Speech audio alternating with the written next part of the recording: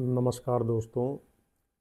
मोहिंदर पाल जी ने प्रश्न किया है कि साक्षी कौन है, कृपया इस विषय पर प्रकाश डालें। तो जितने भी मेरे आध्यात्मिक साधक हैं, सीकर्स हैं, उनके लिए वीडियो बहुत ही महत्वपूर्ण होने वाला है। तो कृपया इस वीडियो को थोड़ा ध्यान गहराई से, एकांत चित्त से इसे बैठ के सुनिएगा जो है। तो साक्षी कौन है? तो देखो, साक्षी के बारे में बहुत कुछ तो वर्णन नहीं किया जा सकता, लेकिन मैं इतना कहूँगा कि जो सब अवस्थाओं में है और सब अवस्थाओं का जानने वाला है। यानी जितनी भी मन की स्टेट है, आपकी मन की जितनी भी अवस्थाएं हैं, उनका ये जानने वाला है और उनमें हर समय विद्यमान है, व्यापक है। अब इसको आप मन की स्टेट नहीं कह सकते कि ये कोई मन की स्टेट है, नहीं, ये मन से जो बाहर है, क्योंकि मन की कोई अवस्था नहीं है। ये साक्षी साक्षी जो मन का जानने वाला है, जो मन को समझने भी नहीं, क्योंकि इसमें समझने में फिर कर्तापन आ जाता है, वो बुद्धि का काम है। तो ये जो हमको, हमारी मैं का भी जो साक्षी है, जब हमारा मन है या जब हमारी ये मैं है, मेरा मैंपना है, मेरा कर्ता भाव है, वह जब भी है, जब अकर्ता भाव है वह जब भी है, और जब मैं हूँ वह तब भी है, जब मैं नहीं हूँ वह तब भी है। तो जो साकार को जानने वाला है, साकार मतलब ये जो पदार्थवादी हमें जगत दिखाई देता है, मतलब जो ये मैटर दिखाई देता है, मैटर की फॉर्म में जो हमको ये वर्ड दिखाई दे रहा है, ये इसको भी जानने वाला है। और जो निराकार है, निराकार मतलब जो नहीं दिखाई दे रहा है, जो मैटर का वह रूप जो नहीं दिखाई दे रहा है, वो उसको भी जानने वाला है। तो वह साक्षी है। इसके अलावा साक्षी की कोई परिभाषा नहीं है। लेकिन हम किसे साक्षी समझ रहे हैं, ये बात गौर करने की, क्योंकि जिसको हम साक्षी समझ रहे हैं वहीं हम फंसे हुए हैं। और यहाँ से अगर हमको क्लियरिटी मिल जाए, यहाँ से हम क्लियर हो जाए, तो हम साक्षी भाव में अपना आप ही, साक्षी भाव भी कहना गलत है क्योंकि वहाँ भाव कोई है ही नहीं, हम साक्षी स्वयं हैं और अपने निज स्वरूप में हम स्थित हो जाएंगे जो है। तो मैं आपको थोड़ा सा बस इसी विषय पर ध्यान देने के लिए रिक्वेस्ट करूँगा कि आप जिसको आप साक्षी समझ रहे हैं, क्या वह साक्षी है? बस यही जानना है हमने इस वीडियो में। जिससे हम साक्षी होना समझ रहे हैं, जिसके माध्यम से भी हम अनुभव कर रहे हैं, वह हमारे जो है ना, मन की एक छाया है। अभी हम मन को जानते भी नहीं कि मन क्या है। मन भी हमारे लिए अभी बहुत बड़ी चीज़ है कि मन क्या है, ये अभी किसी को पता भी नहीं है। बहुत गिने चुने लोग होंगे जिनको मन का मालूम होगा, और जो मन का भी साक्षी है उसको तो फिर जानना उनके लिए बड़ा मुश्किल है। तो हम जिसे मन समझ रहे हैं ना अपना, कि ये मेरा मन है, जिसे बार बार कहते हैं कि मेरा मन है, मेरा ऐसा मन हो रहा, वो मन नहीं है, वो मन की छाया है। जैसे जैसे चांद की छाया आपको नदी में दिखाई दे या तालाब में दिखाई दे, तो आप नदी में कूद के चांद पकड़ने लगोगे तो चांद थोड़ी आएगा हाथ में जो है। तो ऐसे ही जो जिसे आप मन समझ रहे हो ना, वो मन है ही नहीं, वो मन की छाया है खाली, उसकी स्मृति है, उसकी मेमोरी है। और वही आपका व्यक्तिगत मैं है। उसमें जो भी इंफॉर्मेशन है, जो भी उसमें उसमें उसके अंदर नॉलेज है, एक्सपीरियंस है, सेंसेशनल एक्सपीरियंस है, जो भी कुछ है, उन सबको मिलाकर एक जो कलेक्टिव, एक जो वो चीज़ है ना, उसको आप मैं बोलते हो कि ये मैं हूँ। उसमें आप अपने को शरीर भी मानते हैं, शरीर में जो अनुभव हो रहे हैं वो भी समझते हैं, जो भी सेंसेशन आपके मन में हो रहे हैं, मन में नहीं शरीर में जो हो रहे हैं, और जो भी आप देख रहे हैं, जो भी आप सुन रहे हैं, उन सब का जो एक कलेक्टिव रूप है, एक फॉर्म है, उसको आप मैं कहते हैं। उसके अलावा आप किसी चीज़ को मैं नहीं कह सकते। और इसी कलेक्टिव फॉर्म में, इसी व्यक्तिगत मैं में आप एक और शब्द जोड़ना चाह रहे हैं, साक्षी। तो पहले आप उस शब्द को जोड़ेंगे, साक्षी को, फिर आप साक्षी होने का प्रयास करेंगे, आप साक्षी बनना चाहेंगे, फिर आप साक्षी बनकर उसी को अनुभव करेंगे। यानी आप पूरे प्रोसेस को अगर गहराई से देखेंगे तो आप ही ने साक्षी को खड़ा किया है। अब आप ही साक्षी होकर साक्षी का अनुभव करना चाह रहे हैं। तो ये ठीक मैं इसे ऐसे ही कहूँगा जैसे एक कुत्ता अपनी पूँछ को पकड़ने के लिए चारों तरफ चक्कर काट रहा है, लेकिन जिस दिन उसको ये समझ में आ गया कि जिसके पीछे वो चक्कर काट रहा हो उसी की पूँछ है, तो वो शांत हो जाएगा। तो मतलब ये इतना अच्छा एग्जाम्पल तो नहीं है कहने में, इतना शोभनीय नहीं लगता है, लेकिन बहुत प्रैक्टिकल है। तो ऐसे ही हमारा ये साक्षी भी है। साक्षी शब्द को हमने अपनी इस व्यक्तिगत मैं में, इस कलेक्टिव फॉर्म में हमने इसे जोड़ लिया है। अब इस साक्षी तत्व का हम अनुभव करना चाह रहे हैं। ठीक ऐसे ही इसमें किसी ने भगवान को ऐड कर लिया, किसी ने साक्षी को ऐड कर लिया है, किसी ने आत्मा को ऐड कर लिया। तो कुल मिला के वो इसी रैट रेस में ही फंसे हुए हैं। वो एक एक उसमें खाई में फंस गए हैं, उससे बाहर नहीं निकल पा रहे हैं। हर एक चीज़ को प्रोजेक्ट करके उसी को एक्सपीरियंस करना चाह रहे हैं। तो ये सब उसके जो है मन में भी नहीं हो रहा है, ये जो मन की जो छाया है उसमें हो रहा है। जो आपकी कलेक्टिव फॉर्म है या आइडेंटिटी की, इसी के अंदर हो रहा है।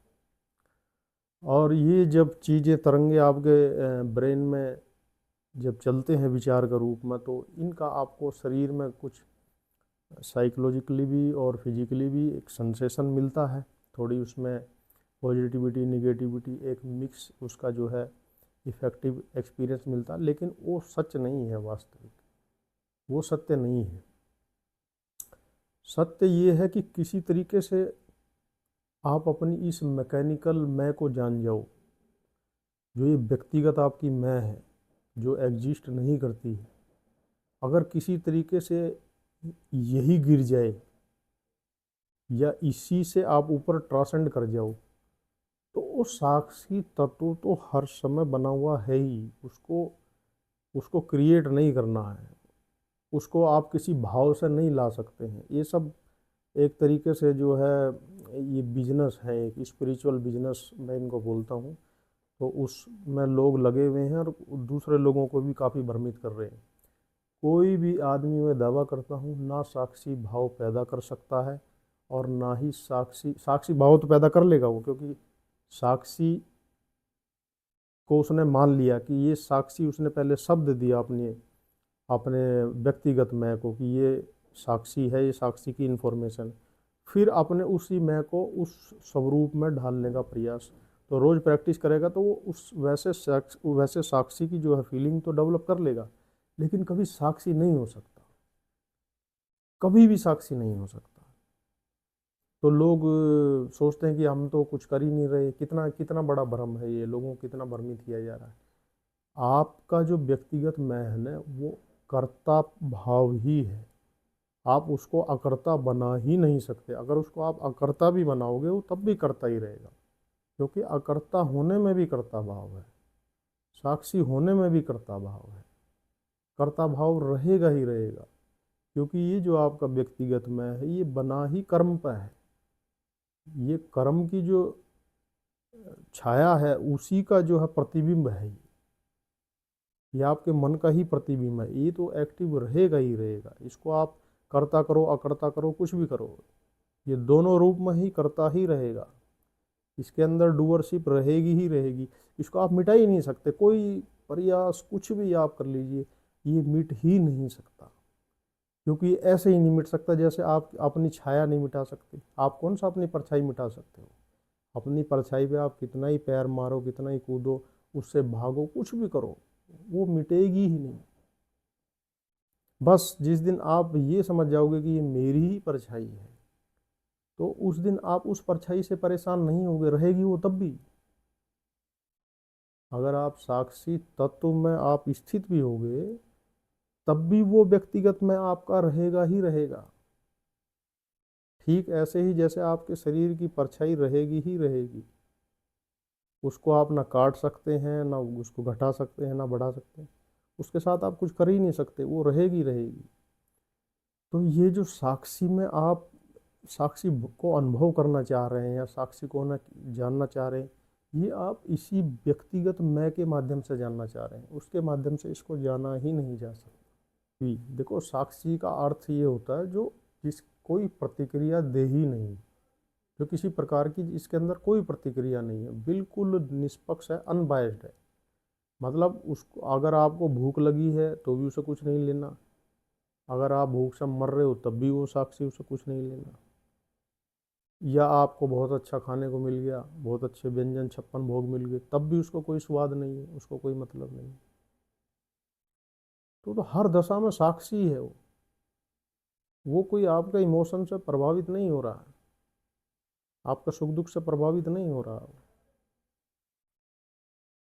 और हम क्या है कि हम अपने व्यक्तिगत मैं को ही, ये जो हमारे मन की कर्मों की जो छाया है, इसी में नई नई जानकारियां ऐड करके और ये सोचते रहते हैं कि ये शुद्ध हो गया है अब, या इसका स्वरूप बढ़ गया है, या इसमें अब इसकी अधोगति हो रही है और इसकी ऊर्ध्वगति हो रही है। भैया साक्षी तत्व जो है, आत्म जो तत्व है, उसमें ना तो कोई अधोगति होती है ना कोई ऊर्ध्वगति होती है। ये सिर्फ एक इन्फॉर्मेशन है आपकी अपने बारे में, जैसे और इन्फॉर्मेशन है। आप खुद ही देखिए ना, रेगुलर लाइफ में कहाँ आप साक्षी हैं। किसी, जो आदमी आपके बारे में सब कुछ जानता है ना, सब कुछ जानता है, जिसको आपकी ABCD पता बचपन से लेके अब तक, उसके सामने तो आप ईमानदार हो, उसके सामने आप ईमानदार रहोगे, क्योंकि वहाँ चालाकी चलेगी नहीं। और जो अब व्यक्ति आपको नहीं जानता, चाहे उससे आपको मान सम्मान चाहिए, पैसा चाहिए, कुछ भी चाहिए, उसके सामने आप अपने को बढ़ा चढ़ा कर बताओगे, ऐसे बताओगे जैसे इस शहर के मालिक आप ही हो, तो वहाँ आप बेईमानी भी करोगे। तो ये जो आपके इस व्यक्तिगत मैं के स्वभाव है ना, ये कई तरीके के स्वभाव हैं इसके, उसी स्वभाव में एक स्वभाव आप ऐड करना चाह रहे हैं, किसका? साक्षी भाव का, या साक्षी होने का, कि मैं साक्षी हो जाऊं, साक्षी को मैं जान जाऊं। तो पहले आपने जानकारी इकट्ठी करी साक्षी की, चाहे यूट्यूब से करो, चाहे बुक से करो, कहीं से भी आप इन्फॉर्मेशन किसी से सुनो, और फिर उसको अपने अंदर इमेजिन करो, फिर वैसा बनने का प्रयास करो। तो मतलब ये आप अगर ध्यान दोगे तो आपको पता चलेगा कि इससे बड़ी मूर्खता कोई जीवन में हो नहीं सकती, और हर इंसान यही कर रहा है, स्पिरिचुअल लाइफ में ही नहीं, इसमें सामाजिक जीवन में भी यही कर रहा है। तो जब किसी भी तरीके से आपको अपना ये मूढ़तापन, मूर्खपन जो है ये समझ में आ जाए जो है, तो आप जो है इससे ऊपर ट्रांसेंड कर जाओगे, अपनी व्यक्तिगत मैं से ऊपर आप ट्रांसफॉर्म हो जाओगे अपने आप ही। तब भी ये रहेगा, ऐसा नहीं कि ये चला जाएगा, क्योंकि इसका बिना शरीर नहीं है। ये शरीर का एक तरीके से, ये जो शरीर है, जो हमारा शरीर है, इसका एक सॉफ्टवेयर है, ऐसा नहीं कि ये बेकार चीज़ है। ये व्यक्तिगत में एक सॉफ्टवेयर है इसका, जैसे एक फ़ोन का सॉफ्टवेयर होता है, उसमें प्रोग्रामिंग होती है। तो आपकी ये जो शरीर नाम की जो डिवाइस है, इसमें सोसाइटी ने प्रोग्रामिंग करी हुई है। तो हर एक सोसाइटी के हिसाब से प्रोग्रामिंग अलग अलग है, और वैसा ये एक्ट और रिएक्ट करता है। किसी भी सोसाइटी में जो चीज़ अच्छी है, दूसरी सोसाइटी में वो चीज़ें बुरी हैं, तो इसीलिए एक सोसाइटी का दूसरी सोसाइटी से जो है झगड़ा रहता है, तनाव रहता है। तो ये जो व्यक्तिगत मैं है, इसका कभी भी डिजॉल्व होने का कोई मतलब ही नहीं है। बस इससे आप ट्रांसेंड हो सकते हैं, इसको समझ कर जो है। अभी आप अपने होने को अपना व्यक्तिगत होना मानते हैं, शारीरिक होना मानते हैं, अपनी अपनी प्रेजेंस को, अपने इस साक्षी तत्व को आपने लिमिट किया हुआ है अपनी मान्यताओं से, अपनी धारणाओं से, अपने को शरीर मान के, अपने को मन की छाया मान के। मन की छाया, मैं बार बार उस शब्द को इतना ज़्यादा एक्सप्लेन नहीं कर सकता, तो जो मैंने बताया है आप उसको ही समझिएगा कि जब मैं मन की छाया कहूँ या व्यक्तिगत मैं कहूँ तो उसका क्या अर्थ है। ये जो आपकी मैं है ना, ये आपके जीवन की एक कहानी है, वही कहानी स्टोरी के रूप में आपके ब्रेन में है, हर समय वो चलती रहती है दिमाग में, बक बक जिसे आप कहते हो ना, जो बक बक है, वो ये बक बक ही आपकी कहानी, यही आपका मैं है, ये हर समय बकवास करता ही रहता है। तो ये जो मैं है ना आपका, ये उस साक्षी तत्व का अनुभव नहीं कर सकता। क्यों नहीं कर सकता? वो थोड़ा सा एक, कोई भी उदाहरण यहाँ सटीक नहीं बैठता है, लेकिन एक आपको थोड़ा सा आइडिया देने के लिए बोल रहा हूँ कि जैसे आपके कमरे में जो है पंखा है, बल्ब है, टीवी है, टीवी को ही मान लो, तो टीवी में अगर बिजली नहीं है ना, लाइट नहीं, इलेक्ट्रिसिटी नहीं है तो टीवी ऑन नहीं होगा। लेकिन जब इलेक्ट्रिसिटी उसमें आएगी तो उस टीवी के अंदर पिक्चर्स भी दिखाई देंगी, उसके अंदर साउंड भी आएगा और वो आपको जानकारियाँ भी देगा। तो उस समय टीवी का एक अस्तित्व प्रकट हो जाएगा। लेकिन उससे पहले टीवी का कोई अस्तित्व नहीं था, वो डेड था। और वो टीवी पे कभी भी ऐसा कोई सिस्टम ही नहीं है कि वो एक तरीके से ये जान ले कि वो किसके माध्यम से चल रहा है, या उस एनर्जी को, उस सोर्स को वो पहचान ले। लेकिन जब भी वो उसमें बिजली आएगी, इलेक्ट्रिसिटी आएगी, तो वो टीवी जैसा उसकी प्रोग्रामिंग है वैसा ही एक्ट करेगा, वो वैसा ही बोलेगा जो भी प्रोग्राम उसके अंदर। लेकिन वो टीवी कभी भी उस इलेक्ट्रिसिटी को नहीं जान सकता जिसके माध्यम से वो चालित हो रहा, चल रहा। ठीक ऐसे ही हमारे शरीर में भी जब वो ऊर्जा का प्रवाह होता है, वैसे जब टीवी बंद है तब भी, स्विच ऑफ है तब भी उसमें इलेक्ट्रिसिटी है। ऐसा नहीं उसका ऑन करोगे तब वो ऑन हो जाएगा, लेकिन वो इलेक्ट्रिसिटी को कभी नहीं जान पाएगा। बल्ब कभी भी बिजली में जो तार है उसको नहीं पहचान पाएगा, पंखा भी नहीं पहचान पाएगा। लेकिन जब भी उनका स्विच ऑन होगा तो वो वैसे ही एक्ट करेंगे जैसा वो कर, जैसे उनकी प्रोग्रामिंग है, बस जो उनका पैटर्न है वैसे ही वो चलेंगे। ऐसे ही हमारा भी ये शरीर है, ये भी एक डिवाइस ही है। तो इस डिवाइस में एक ऑटोमेटिक स्विच लगा हुआ है ऑन ऑफ का, तो वो अपना आप ही ऑन ऑफ होता रहता है। तो जब ऑन हो जाता आपकी मैं प्रकट हो जाती है, जब ऑफ हो जाता तो आपकी मैं चली जाती है, बस। लेकिन वो जो इस दोनों घटनाओं को जो जान रहा है, जो साक्षी तत्व है, उसको वो नहीं जान सकता जो स्विच ऑन होने पर जो मैं प्रकट होती है। जो आपकी मैं वेकिंग स्टेज में आती है, अवेकनिंग में, जागृत में, जिसको कहते हैं हम वेकिंग आवर्स, जैसे ये जागृति स्टेज में जो आप ये वीडियो सुन रहे हैं, मेरी बात सुन रहे हैं, तो ये वाली जो आपकी मैं है ना, ये वाली आपकी मैं जो है उसको नहीं जान सकती है साक्षी को। जो जब भी है, जब ये आपकी मैं नहीं है नींद में, वो तब भी है। वो आपकी नींद को भी जान रहा है और वो आपकी जागृति को भी जान रहा है, वो आपके सपने को भी जान रहा है। तो जैसे आपकी सपने की जो मैं है, सपने में भी तो एक मैं बनती है, सपने में भी एक मैं आती है, ऐसी वो प्रोग्रामिंग ही होती है। और वो मैं आपकी जागृत वाली मैं को नहीं जान सकती है, वो मैं आपकी नींद वाली मैं को नहीं जान सकती है। तो ठीक ऐसे ही जागृत की मैं सपने की मैं को नहीं जानती है और नींद की मैं को नहीं जानती। नींद में भी मैं होती है एक, ऐसा नहीं कि नींद में मैं नहीं होती।